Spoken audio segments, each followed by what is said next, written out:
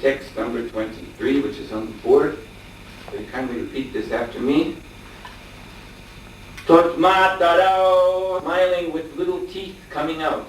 Smiling with little teeth coming out of their mouths. Of their mouths. They were more and more attracted. They were more and more attracted. Yayatu, Yayatu, and enjoyed. And enjoyed. Pramodam, Pramodam, transcendental bliss. Transcendental bliss. Translation and purport by His Divine Grace A.C. Bhaktivedanta Swami Srila Prabhupada Ki Jai. Dressed with muddy earth mixed with cow dung and cow urine, the babies looked very beautiful. And when they went to their mothers, both Yashoda and Rohini picked them up with great affection, embraced them, and allowed them to suck the milk flowing from their breasts. While sucking the breast, the babies smiled, and their small teeth were visible. The mothers, upon seeing those beautiful teeth, enjoyed great transcendental bliss. Report. As the mothers cared for their respective babies, by the arrangement of Yoga Maya, the babies thought, "Here is my mother," and the mothers thought, "Here is my son." Because of affection, milk naturally flowed from the mother's breasts, and the babies drank it. When the mothers saw small teeth coming in, they would count them and be happy. And when the babies saw their mothers allowing them to drink their breast milk, the babies also felt transcendental pleasure. As this transcendental affection continued between Rohini and Balarama and Yashoda and Krishna, they all enjoyed transcendental bliss. So the verse once more reads, Tan mataro nija sutao purnaya snuvantyao pankanga raga ruchiragu pavriya durvyam tatvastanam pravivados mamukam niriksha mugdasmitalpa darshanam yayatu pramodam. Please repeat the translation after me. Dressed with muddy earth, Dressed with muddy earth, mixed with cow dung and cow urine, mixed with cow dung and cow urine, the babies looked very beautiful. the babies looked very beautiful. And when they went to their mothers, And when they went to their mothers, both Yashoda and Rohini both Yashoda and Rohini picked them up with great affection, picked them up with great affection, embraced them, embraced them, and allowed them to suck the milk and allowed them to suck the milk flowing from their breasts. flowing from their breasts. While sucking the breast, While sucking the breast, the babies smiled, the baby smiled, and their small teeth were visible. and their small teeth were visible. Their mothers, Their mothers, upon seeing those beautiful teeth, upon seeing those beautiful teeth, enjoyed great transcendental bliss. enjoyed great transcendental bliss. Mukam karoti vachalam bhangamanayate grinya tripatalam mante shrin gurun dinakadinam. So in this very sweet verse describing the Vatsalya exchanges between baby Krishna and Balaram and their mothers, Rohini and Yashoda, it would not seem that we could derive much of a philosophical import on which we could base a whole class. But actually, of course, it is not up to us to establish any philosophical import. That is done in the Guru Parampara. So the original Acharya of our disciplic succession, Lord Brahma, has given a very nice philosophical observation on these pastimes of Sri Krishna, these intimate, loving, sweet pastimes. And Lord Brahma has said, Yasyavatara gunakarma vidambanani namani ashu vigame namani ashu vigame vivasva rinanti te naikita janma shamalam sahasaiva hitva samyani abhavrita amrita tad ajam prapadye. So he's offering his obeisances. Tam ajam prapadye. He's offering his obeisances under the Supreme Lord who is unborn, Aja. He is unborn, although he may appear, as we are reading today, as the child, the beloved child of Mother Yashoda. Still, he is known to the enlightened spiritual masters of this disciplic succession as being the original Adi Purusham, original person who is Aja, who is never born. So, the Lord Brahma says, Yasyavatara guna karma vidambanani. So the word vidambanani means very mysterious. The avatar, when he descends, the Lord appears in this world, displays his guna, his qualities, karma, his activities. That is actually very, very mysterious. It is not to be taken in some superficial, surface way. So these pastimes are not to be taken simply in a mundane way. That just as we see in this material world, so many mothers have their babies and they're suckling them, that this is the same thing. No.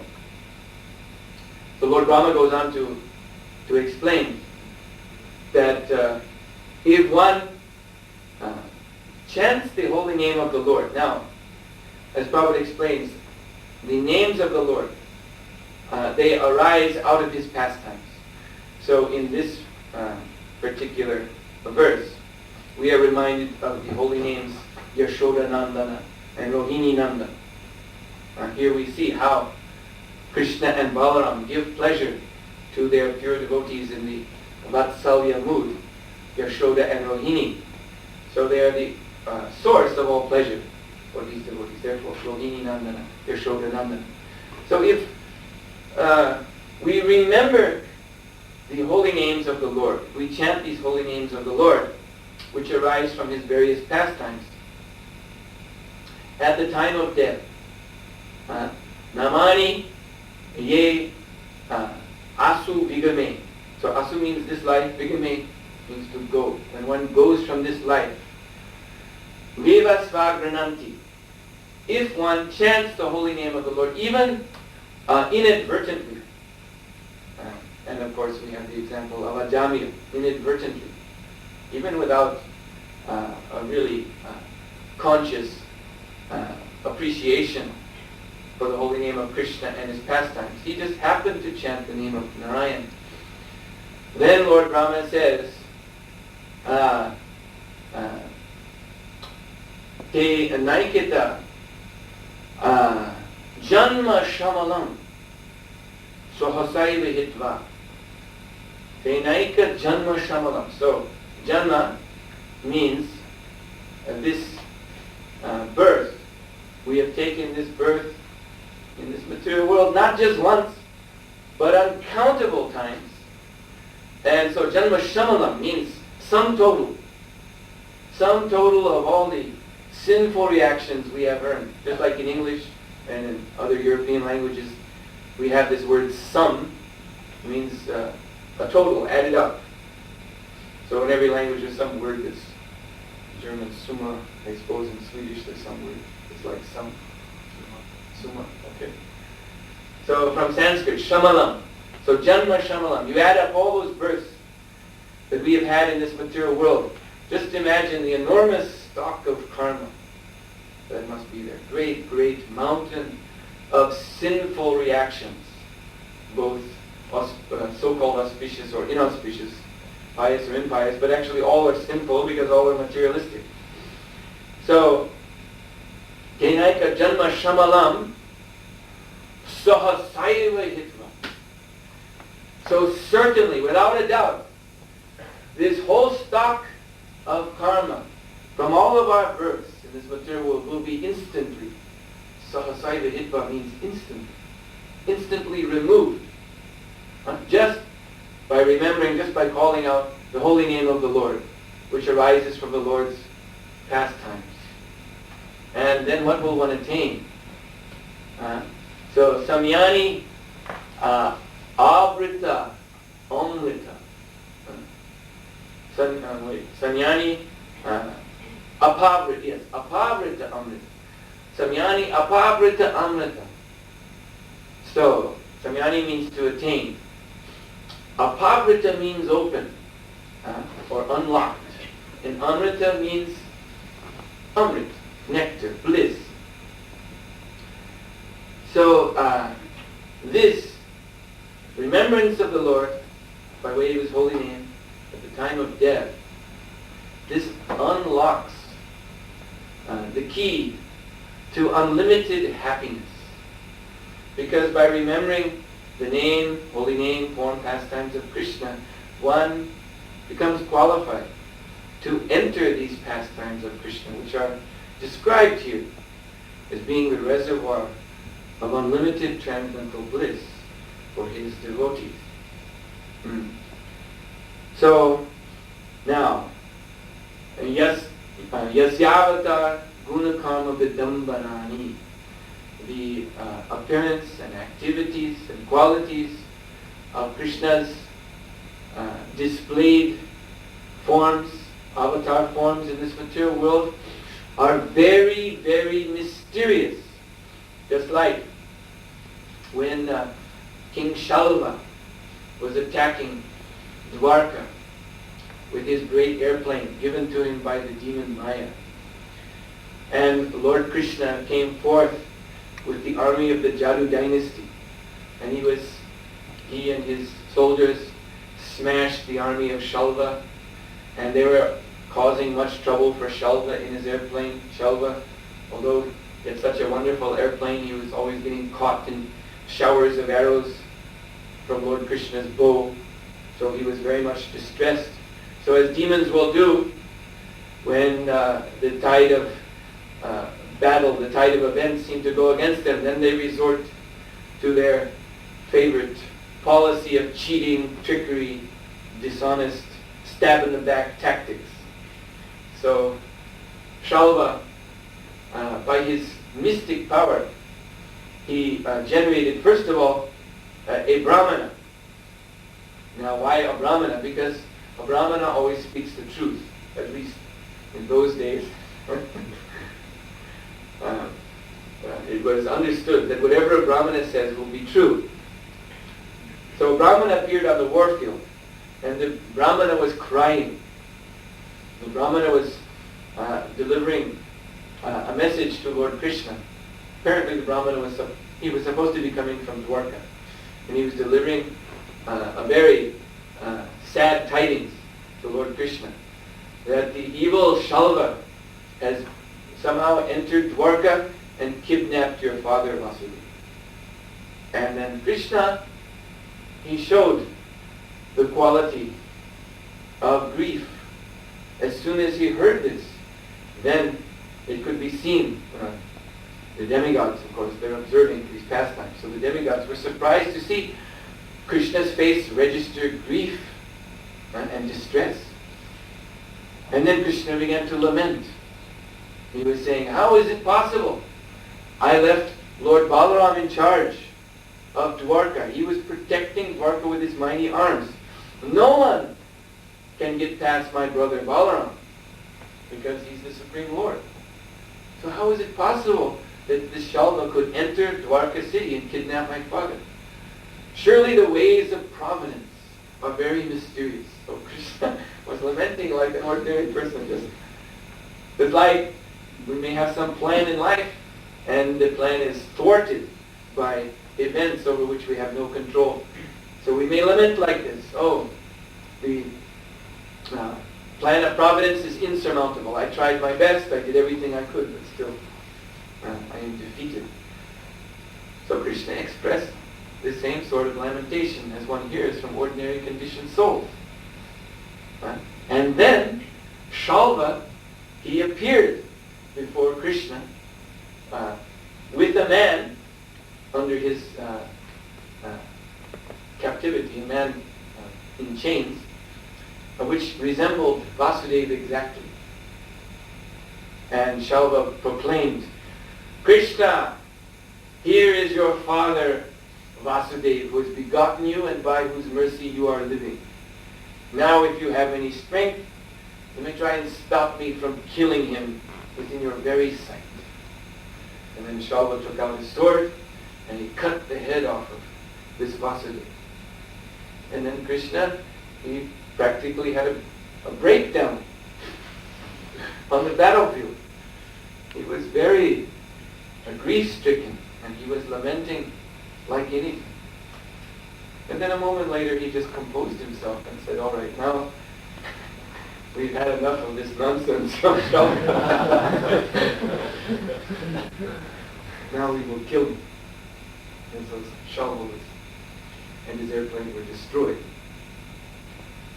So Srila Prabhupada in the Krishna book, in his narration, points out that the great authorities who are conversant with Lord Krishna's pastimes and their deep, deep significance, there is a controversy between the great authorities about this particular pastime. They're offering different points of view to help us understand why Sri Krishna was showing this guna and karma of seemingly ordinary lamentation. To the point it is very mysterious. The Lord's pastimes are very, very mysterious imitations. Lord Brahma uses this term in the translation. Srila Prabhupada says this vidambanani means very mysterious imitations of the activities of conditioned souls. And similarly, here is the Lord and his primary expansion, Lord Krishna and Balaram, both equally powerful personality, unlimitedly powerful, a personality of Godhead, who are the enjoyer. They are the enjoyers of all the sacrifices offered from all over the universes by perfect brahmanas and great sages and demigods. They're offering yajna, they're offering mantra. And so Sri Krishna and Balaram are the enjoyers of these sacrifices, and they are the proprietors of all planetary systems everywhere in all universes, and they are the indwelling friend, the indwelling super soul, guide, reservoir of intelligence of all living entities everywhere. So this Supreme Lord is described here as sitting on the lap of his mother, and he's smeared with mud, cow dung, and urine. And he's very hungrily and very happy to drink the milk from the breast of his mother. And his mother is looking into his mouth and seeing little teeth growing. And she's becoming very happy, just like mothers do. They look in their little child's mouth, and Prabhupada so nicely points out, they count the teeth. And counting the little teeth coming in, they feel very happy.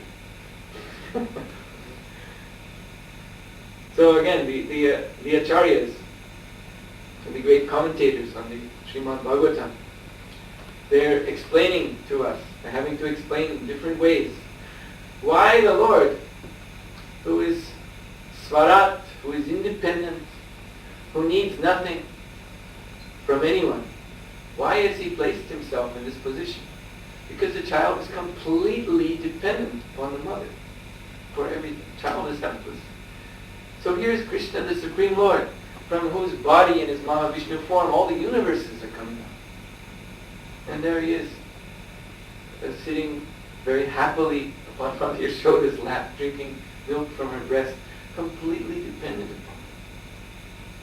So this, of course, the explanations are there by the different acharyas, but certainly this is very, very mysterious. And it causes our brains to become puzzled.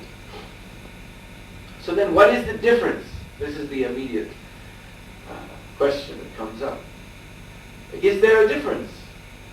Because, of course, Mayavadis, they're quick to jump in with their explanation. But Krishna's, he's an ordinary person like you and me. Just that by dint of his karma or whatever, they'll have some off-the-wall explanation. By dint of whatever, the impersonal Brahman manifested through him. But otherwise, he's no different from the rest of us. He had to sit on his mother's lap and drink her breast milk, otherwise he would have perished. So they say that Krishna in his activities are motivated by the same physical and emotional needs as any conditioned soul. But no, Lord Brahma, who is the giver of Vedic knowledge to everyone, including the Mayavadis, they take the Vedas from him too. So Lord Brahma has said, pointing out the clear distinction, Namani te asu vigame vivasa grinanti. So if we remember the holy name of the Lord, Yashodananda,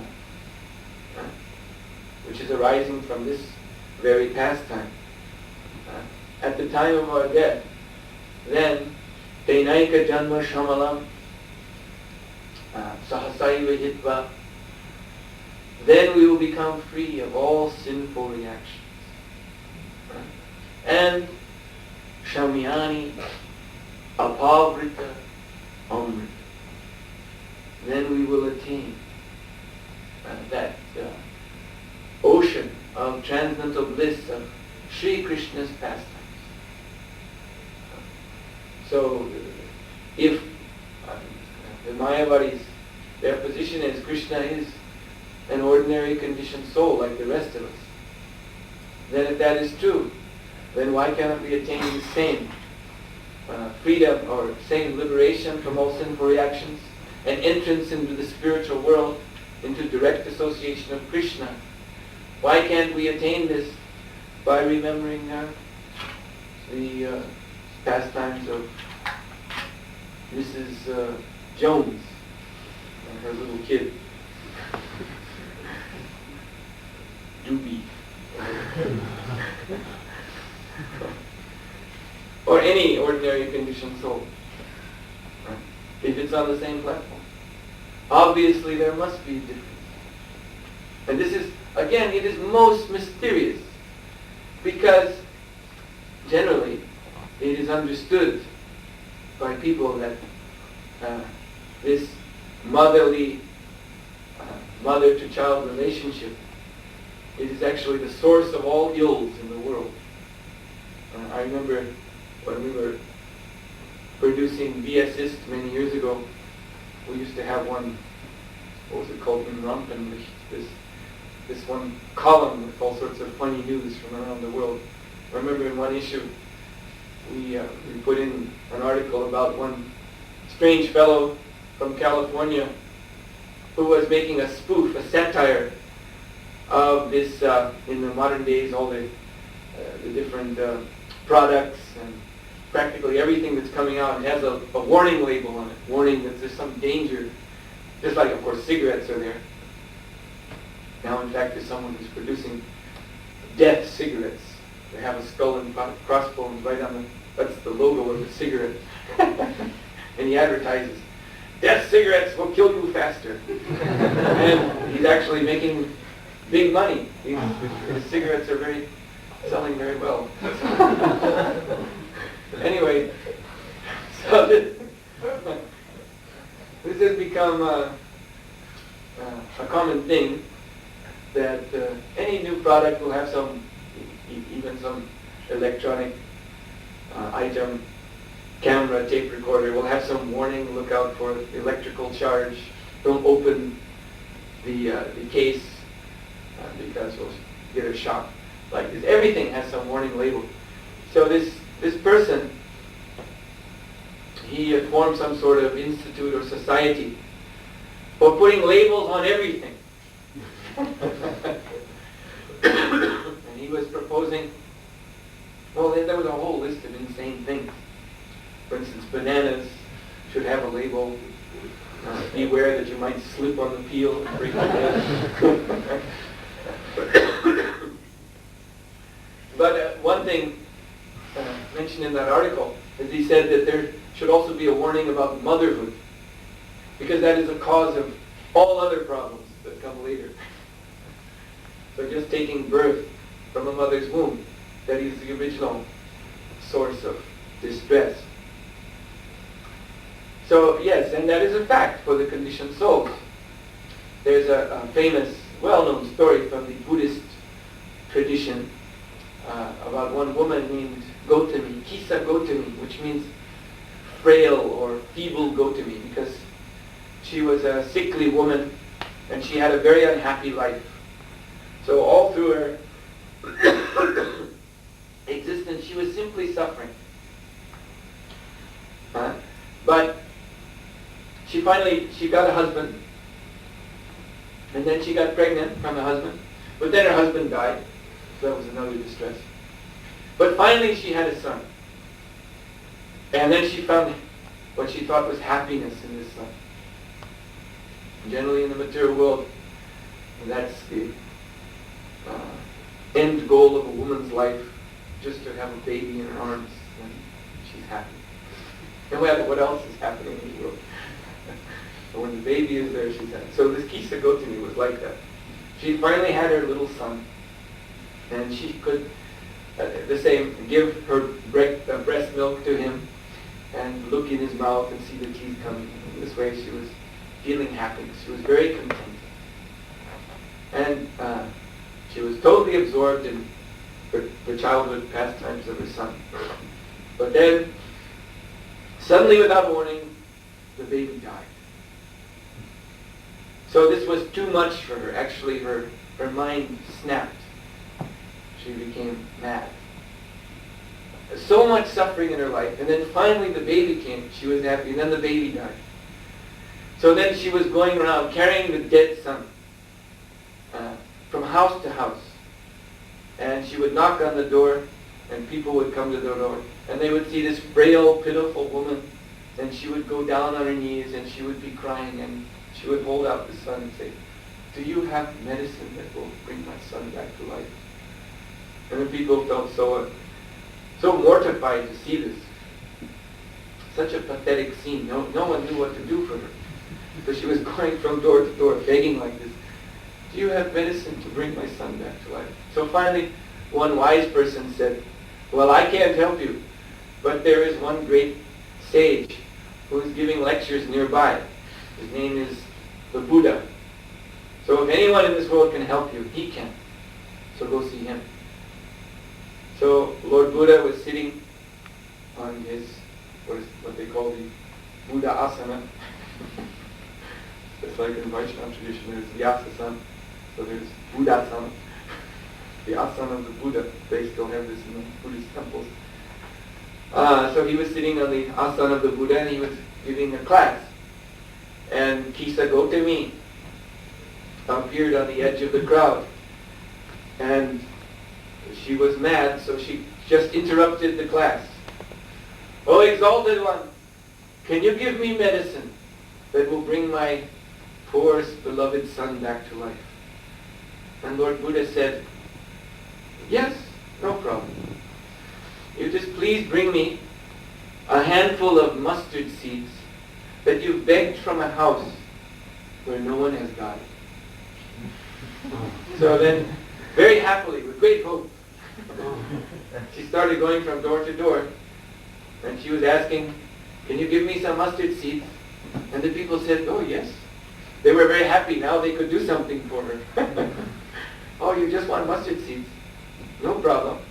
But then she said, "But one condition is there, that in this house, no one should have died." And then immediately the householder stopped and said, "Well, I'm sorry. Last year my grandmother died, or last month our sister died, or 2 years ago like this." Everybody had a story of death in their house. So she practically went to every house. I believe this happened, I forget anyway, some city. So she practically went to every house in the city. And then she finally came back to Lord Buddha. And when Lord Buddha saw her, he said, "So, Gotami, have you brought the mustard seeds?"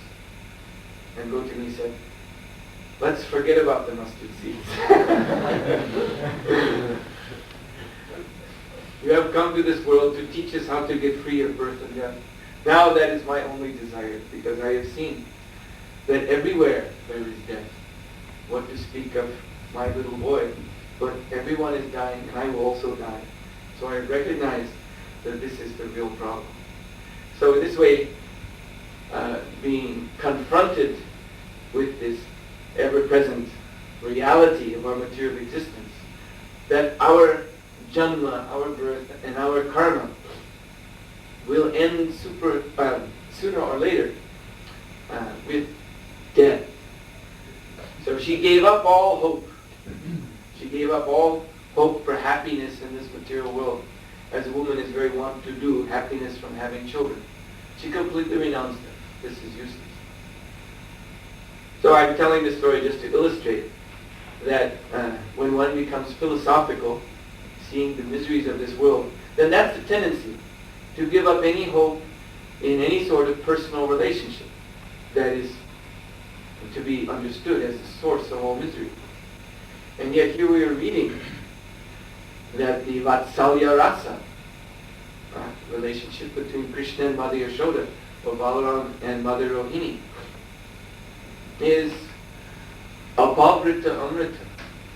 It is opening up the ocean of transcendental bliss. And this is very, very mysterious.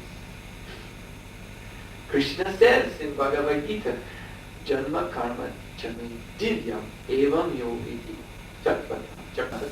Contact with the modes of nature. In this material world, the janma and karma of the conditioned souls. We say conditioned souls. So what does that mean, condition? It means specifically conditioned by the triguna, by the three modes of material nature. Now, what does that mean precisely, to be conditioned by the three modes of material nature? It means simply that in three different ways, the conditioned souls are trying to enjoy the results of their activities. Because, now this is an important point, because those activities that they're engaged in do not yield any bliss. The door to bliss, the lock to bliss is locked up.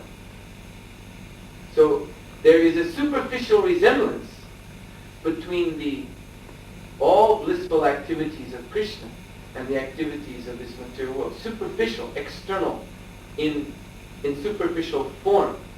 But there's a great difference in substance. And that you may see here in the material world so many babies being nursed by happy mothers. But actually there's no bliss in this activity at all. Right? This is just another form of suffering with a smile painted on it, that's all. And there's only the hope for happiness. You see, they're trying to enjoy the result, trying to squeeze out some bliss, some happiness from these activities in different ways, by mental speculation, by adjustment, by arrangement. Hoping, you see, that when I get entangled in this affair with this child, that some happiness will come out. Now this is also a problem. The child is screaming all night, passing stool all over me, getting sick, and I have to worry about it. But in the future, the child may grow up and become doctor and lawyer. When I'm old, the child may take care of me. So like this is always, the promise of bliss is always being put sometime in the future until the time of death. And death comes and there's no more chance. Then, all right, this life is over. And because we invested our whole consciousness in this future hope, then yes, you get another birth, another hope. But the hope is never fulfilled. So this is the meaning of being conditioned by the three modes of nature. This is going on, this pursuing the future hope of bliss in three conditions of life, which are compared to gold, silver, and iron. But in any case, these are gold, silver, iron shackles. There's a story Srila Bhaktisiddhanta Saraswati used to tell of a son of a king, in other words, a prince, and he had a dear friend who was a son of his father's mantri, or minister. And then the two of them were befriended with the son of the king's treasurer. So these three sons, they were intimate friends. they shared everything in their life. They always, what one was doing, the other two were doing with him. So one time, the three of them, they were young men, so they went on a journey just to see the world. And then they came to one kingdom where there was also a king, a minister, and a treasurer, each of whom had a daughter, beautiful daughter, and they were also fast friends. Now it happened in that kingdom that the king, his minister, and the treasurer were away. They were on some state mission somewhere else. So the three handsome young men came into this neighboring kingdom, and they visited the royal palace, and they happened to see the three beautiful daughters of the king, the minister, and the treasurer of that kingdom.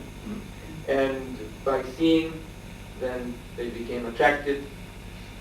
The three became attracted to the other three. And the relationship began. They fell in love. And then they decided, well, this seems to be, this is a heaven-sent match. You see, we're three male friends with our fathers, our king, minister, and treasurer, and here are three girlfriends, and they have the same fathers of the same station, and the prince is attracted to the princess, the minister's son is attracted to the minister's daughter, treasurer's son attracted to the treasurer. So it's perfect. So then they thought, why should we wait for the common, the usual arrangements between the parents, the families, for marriage? Well, let's just get married immediately. So they had what is known in India as a love marriage, which in the West is just marriage, normal thing. Boy meets girl, and they get married of their own choice. But in India, that's considered very well. It's only for low-class people, actually. Very low-class people do not follow the varnashram system. So, but they did. They took this step. They just got married. So then, after some days, the king of that kingdom and his minister and the treasurer came back, and they entered their palace. And what did they find? They found intimately with these strange young men. And so this was an outrage. So the king immediately called for the guards. Arrest these strange men. And so the daughters, they began to cry and weep, and they were coming before their fathers on their knees and falling on their feet. Please, this is my husband. We're in love. We got married. Please don't arrest him. And then, but the fathers, they were outraged. So they investigated, and they found out the station of these young men. So then the king, very sarcastically, he said, all right, I will show respect for you three according to your station, one being a prince, one being minister's son, and one being treasurer's son. When I shackle you in my dungeon, the prince will get a gold shackle. The minister's son will get a silver shackle. And the treasurer's son will get an iron shackle. So in this way, they were chained up inside the prison. And then they had to rot. That's the end of the story. I don't know if they ever got out. So this is the point that we may by karma, by some very auspicious combination of the modes of nature, we may have activities in this world which seem very wonderful, very splendid, evoking all sweet emotions, true love, see, true happiness, security in this world. We may have these appearances in our life, but they're only superficial. There's actually nothing blissful about them all. Rather, it is just shackle of mind. Maybe a gold shackle. Maybe looks very nice. But you're shackled nonetheless. Birth after birth after birth. And that is all because, you see, the principle is because we're persistently squeezing this material energy, trying to find the bliss in it, and hoping that in the future, if I just get myself nice and entangled, nice and shackled up by these wonderful gold shackles, then later on, some bliss will come to me. But it never comes. Once you get shackled, that's the end of the story. Like this story. There's no sequel. We don't find that there's a later chapter. You're just shackled up. No happy end. Now, Krishna's pastimes are Ananda Chinmaya Rasa. They are direct manifestations of the blissful spiritual potency. Now, Srila Prabhupada, in the Krishna book, in the chapter which describes a visit, this is the chapter I believe called Killing the Keshi demon and the demon Vyomasura. There's one chapter. So in the latter part of this chapter, after these demons are killed, Narada Muni comes to Vrindavan and he meets Lord Krishna. And Narada Muni prophesizes the later pastimes of Krishna, because this point in Krishna's pastimes are a junction. Just after that, Akrura will come. We've been reading this in the last few days in the Hare Krishna Center every evening. So Akrura comes, he's sent by King Kamsa to bring Krishna to Mathura. So then the Lord's Mathura pastimes commence. So this is an important junction. So Narada Muni, he prophesizes the Mathura and Dwarka pastimes. So now in this particular section, Srila Prabhupada points out in his narrative commentary that although Krishna takes his birth in this world and displays activities, such as these activities being the son of Mother Yashoda, or being the friend of Arjuna, and so on, he's partaking in personal, emotional relationships with his devotees. Srila Prabhupada points out that although this is going on, Krishna is not obliged to enjoy the results of these activities. That's a very important point.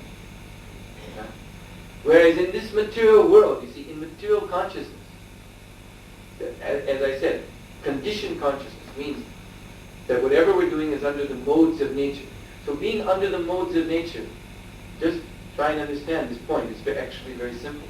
It means automatically that you are obliged to enjoy the results, either in mode of goodness, passion, and ignorance. But you cannot work in this material world, in material consciousness, without seeking to enjoy the results, seeking some pleasure, some bliss. Because, of course, that's what the soul wants. The soul, by his nature, needs bliss. So the soul, under Maya, is thinking, these activities, they must give me bliss. But they're not giving me bliss now, so let me keep working, let me keep struggling, let me get the result in the future. So Krishna's pastimes are not like that. There's no future result coming. They just are blissful. They are themselves the eternal manifestations of transcendental ecstasy shared between the Lord and his devotees. There's nothing else that has to be added. There's nothing that we have to wait for. You see, whatever Krishna is doing, you see, like the mothers are becoming happy seeing the little teeth coming in. So it's not that they have to wait long until the teeth fully grow in, or that the teeth fall out and the second teeth come in, or finally the false teeth are put in. Because these are not those kind of teeth which have cavities, which give us, when a child's teeth are growing in, it's very painful. Child cries. You probably all remember when you were kids. Remember growing pains? As the body was stretching, the bones were growing. You feel aches and pains in the bones. Don't remember that? Oh. Maybe Maybe I'm weird. Anyway, I used to have these paintings, and my mother said, these are growing pains. Everybody gets them. Anyway, the growth of the body is painful, that's for sure.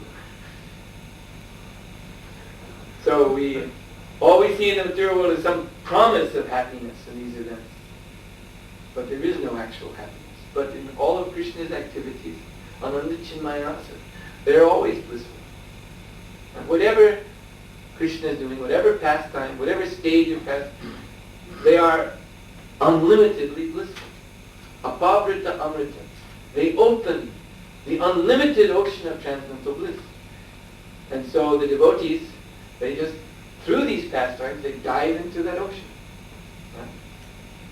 So Srila Prabhupada, for instance, it just comes to my mind, so I'll mention it. Srila Prabhupada was very, very displeased when in Los Angeles there was this club that appeared among some devotees that became known as the Gopi Baba Club.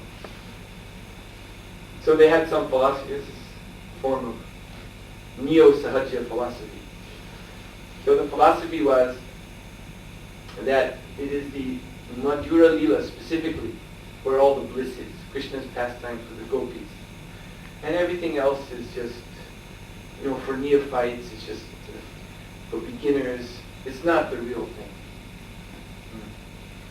And they would even say things like, wow, when I read Bhagavad Gita, it puts me in Maya.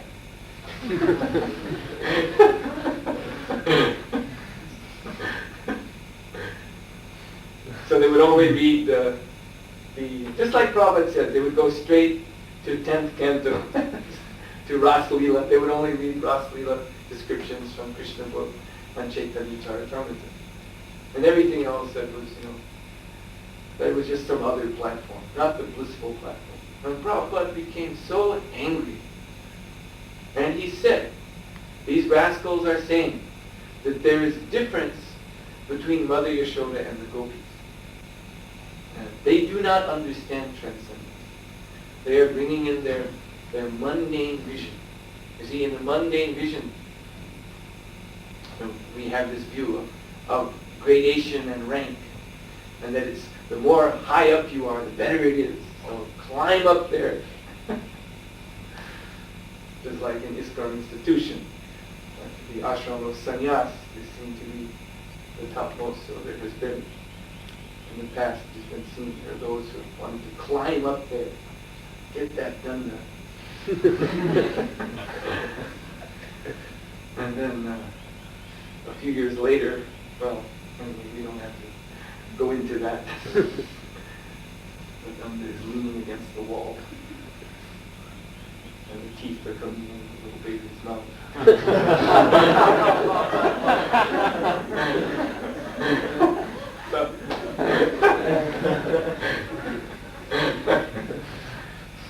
So this is the mundane vision, motivated.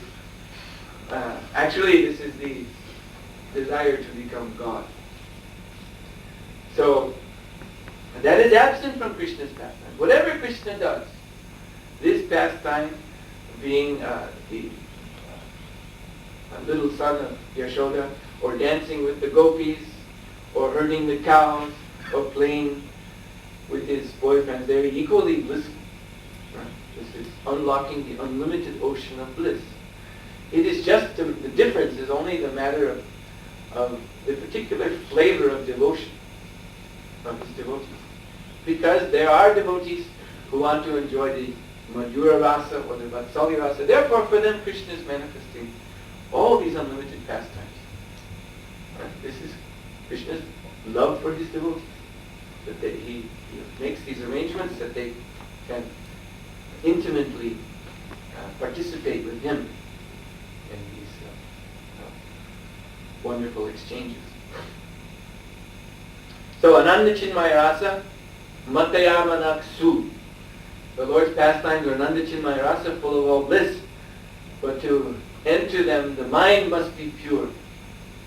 Mind must be completely pure. If Praninam Pratipalam Smarvatamo Pete, when the mind becomes so pure, then we can remember Krishna's pastimes.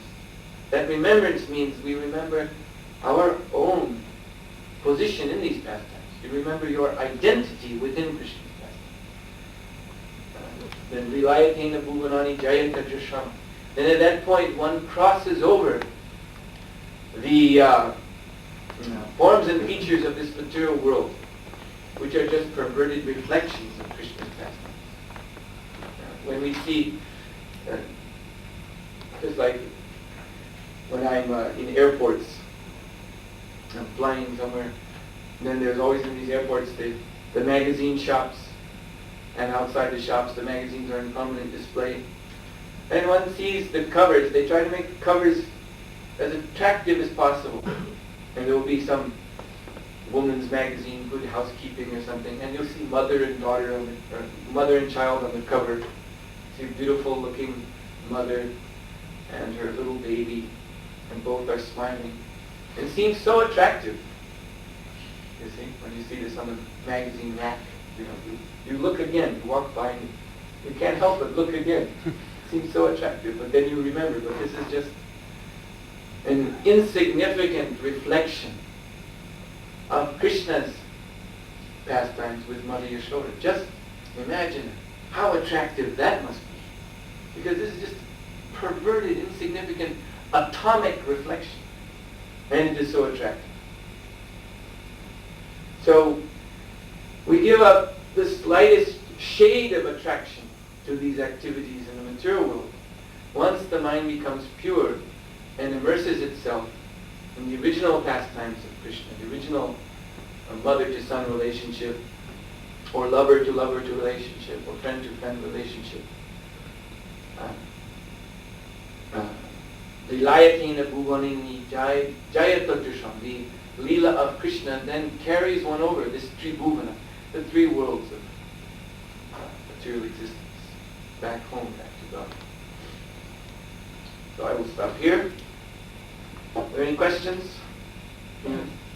I remember I read the first candle that Srila Prabhupada said about Krishna's childhood pastimes. They are beyond compare, and they are the prototype of his original pastimes in Goloka Vrindavan. What does that actually mean?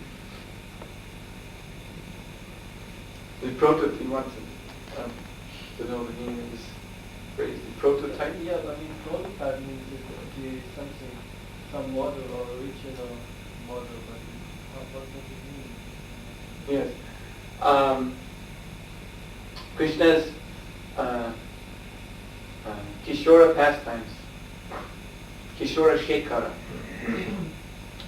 his childhood pastimes. Kishora means little older child.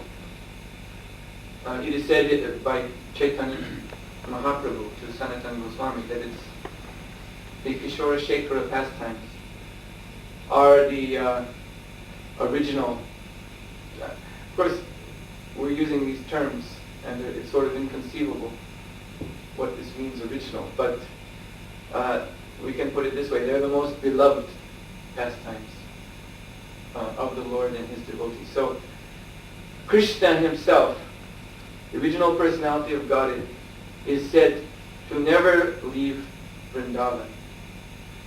And in Vrindavan, his pastimes consist of childhood activities, in which he's the son of Nanda and Yashoda, coming home every evening from herding the cows and playing with his friends. He's taking dinner, which is very anxiously, attentively served up by Mother Yashoda, and she's observing that he's eating very nicely, telling him to eat more. And then in the evening, he sits with his father and the older cowherd friends, and the father and the older cowherd men are having discussions about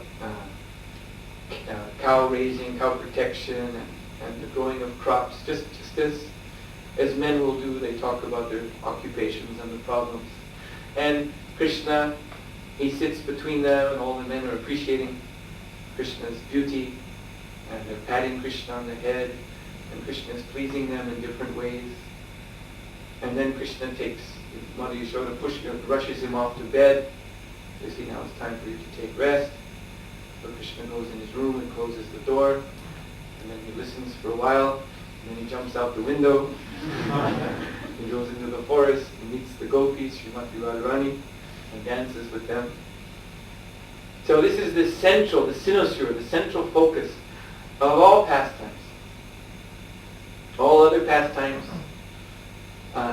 in Goloka Vrindavan are accessory pastimes, you might say, to these pastimes. And of course then the pastimes of Mathura and Dwarka and then the Vaikuntha Leela, these are all performed by expansions of the original Kishora Shekhara Krishna. So that's the best answer I can give you.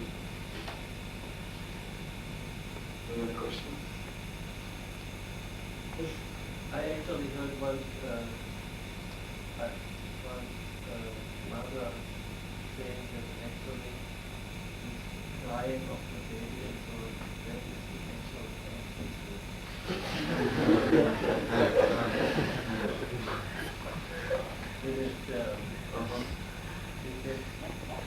I'm supposed to make a comment on that?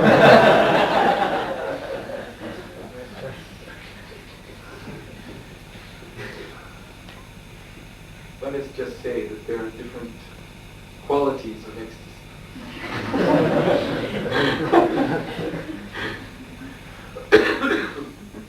Actually, Shastra says that this crying of the baby is a manifestation of the sins of the parents. So, if someone thinks that's ecstasy, well, good for you.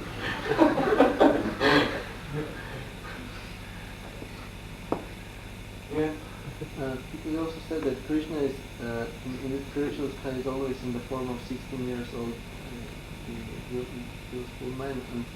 But I wonder, how the pastimes that are manifested on this earth planet, like these childhood pastimes, like how they are reflecting the reality of the spiritual world and how they are manifested there.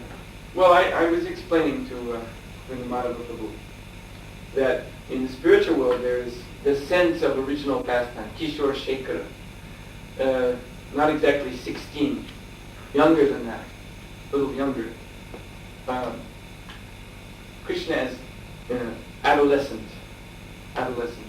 16 is already older than adolescent. So at adolescence, when a boy or girl we see in the material world, when they reach age 12, 13, like that, then they become especially very attractive, very beautiful. It's a kind of an in-between childhood and youth. And so the beauty of the child is still there, and the beauty of youth, young adulthood, is also coming in. So the mixture is very, very pleasing. So this is said to be the original pastime of Krishna. Now what original means? It just means it is the center of all bliss in Goloka. There are other pastimes, eternal pastimes. Krishna as Bala Krishna, baby Krishna, that pastime is going on there eternally. But the central focus of all the bliss is this Kishore Shekhara pastime. So here, when Krishna appears in his avatar,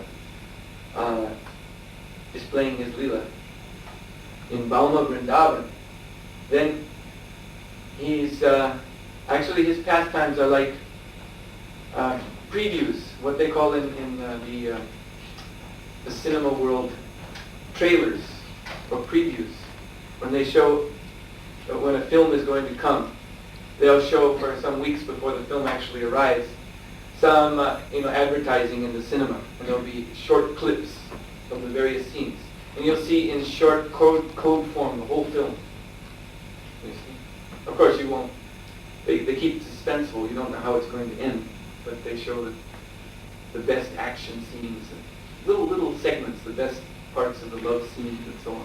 And everyone gets very agitated to see this film.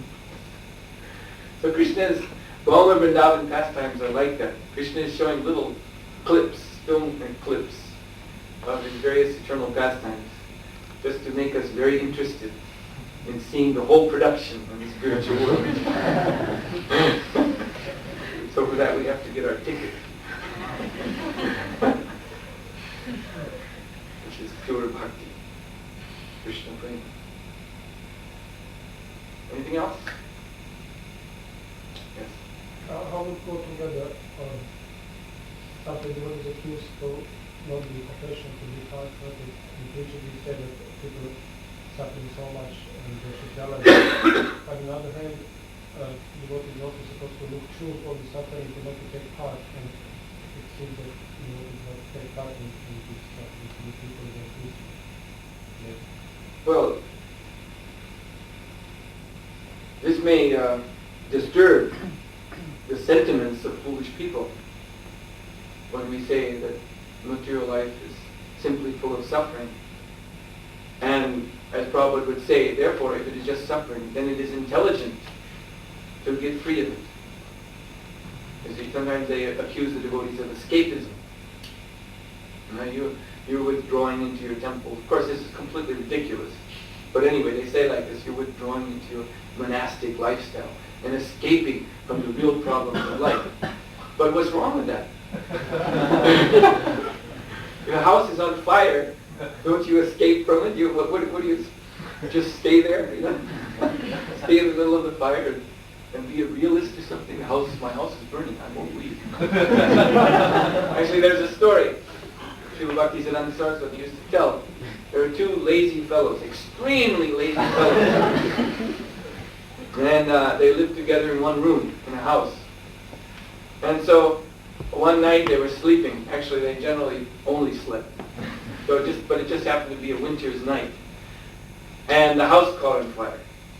So the whole room was in flames. All the walls were in flames. So one of the two, the fire had come very close to his bed.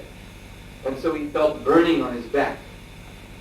So a little more motivated because the burning was increasing. So then he finally said, you know, I think the sun must be up.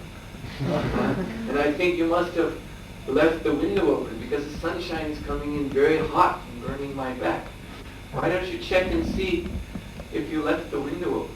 Then the other fellow said, how can I do that? How can I open my eyes? Come on, just forget about it. So then they both roasted to death. Now this is a very good depiction of material consciousness. These fallen conditioned souls are simply so lazy, so slothful, living inside this body. And the distresses are coming. The burning of Maya is coming. And they're simply too lazy and slothful to really do anything about it. Just like the problems of life, they discuss them, but their measures are all half-hearted. You see, the measures are all half-hearted. Nobody really wants to get to the root of the problems of life because that means cut off material attachment altogether. Nobody wants that. Just like in another story. We were telling stories. So a story of a boy named Amar. So Amar in Bengali language is a name, but it also means I or myself. Amar means myself. So it's referring to all of us, all souls in this world. So Amar had a very terrible boil on his back. It was so painful he couldn't do anything. He was just laying in bed. And all of his relatives and friends were gathered around him out of great compassion, great concern. So his mother and his sisters, the women folk of the family, being very sentimentally compassionate for Amar, they all had hand fans. And they were fanning the boil. And mother was blowing on it to make it feel better.